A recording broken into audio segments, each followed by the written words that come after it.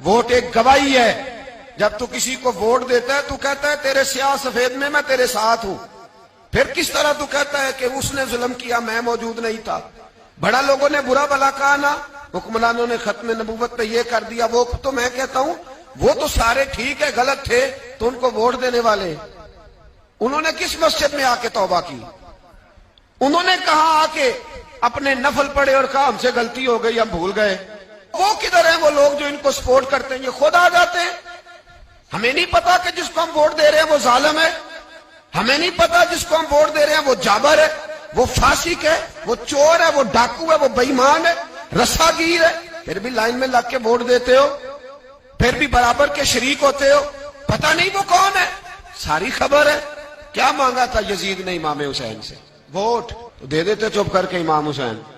مسجد نبی میں بھی تو جمعہ پڑھاتے تھے, مسجد نبی میں جمعہ پڑھاتے تھے, مدینہ شریف میں مصطفیٰ کے جانشین تھے.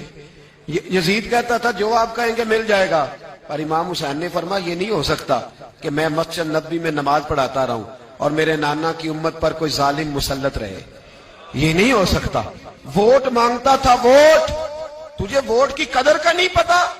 امام حسین نے 18 سال کے نوجوان سے لے کر 6 مہینے تک کا علی اصغر قربان کر دیا, پر ظالم کو ووٹ نہیں دیا. تیرا کیسے حوصلہ پڑتا ہے؟ پھر تو 10 محرم کی دیگ بھی پکاتا ہے.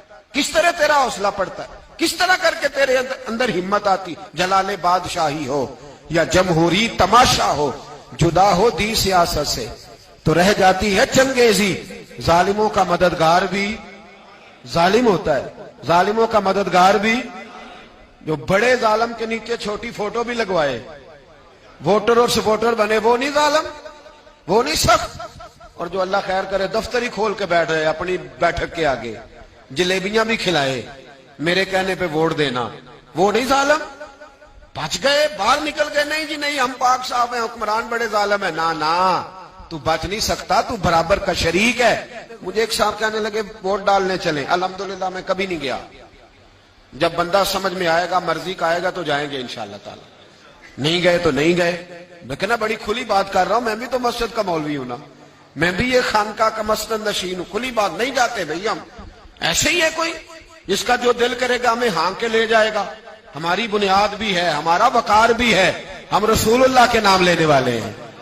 ایسے ہی جس کا دل کرے آگے لگا کے لے جائے. کیا مطلب ہوا اس بات؟ نہیں گیا. ایک صاحب کہنے لگے ووٹ قوم کی امانت ہے, تو امانت ضائع نہیں کرنی چاہیے. میں نے کہا ضائع نہیں کرنی چاہیے, پر بے ایمان کو بھی امانت نہیں دینی چاہیے, ورنہ زیادہ ضائع ہو جائے.